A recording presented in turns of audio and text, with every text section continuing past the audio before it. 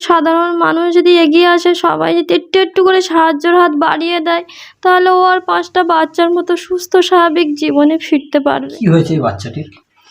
এই হচ্ছে spinal muscular atrophy SMA type 2 রোগে আক্রান্ত। মানে চিকিৎসার জন্য একটা ভ্যাকসিনের প্রয়োজন। সরকারি ট্যাক্স ছাড়া ওটা 9 কোটি টাকা পাওয়া যাচ্ছে। তা আপনাদের সামনে আমার বাচ্চার আমার রিজওয়ানের জীবন ভিক্ষা চাইতে এসেছি। আপনারা যে যতটুকুই পারবেন একটু সাহায্যের হাত বাড়াবেন, যাতে আমার এই ছোট্ট রিজওয়ানও আর 5টা বাচ্চার মতো সুস্থ স্বাভাবিক জীবনে ফিরতে পারে।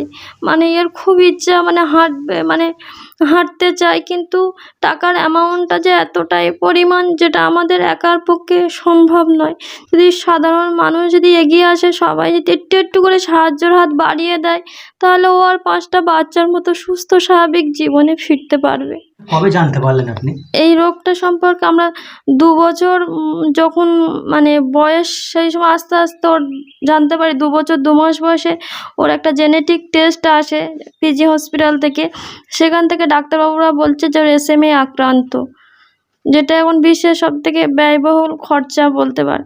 ডাক্তার এখন কি বলছেন? ডাক্তারবাবুরা বলছে যে ওর ট্রিটমেন্টই আছে, একটা জলচশমা বলে একটা জিন থেরাপি, ওইটা দিলে স্বাভাবিক জীবনে ফিরতে পারবে।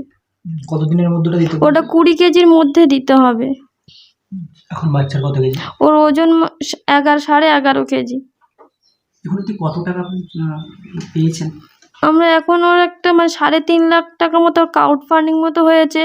আর ও একটা সিরাপ খাচ্ছে রেসডি প্লাস, সেটা 20 দিন করে হয়, 6,06,000 টাকা করে দাম।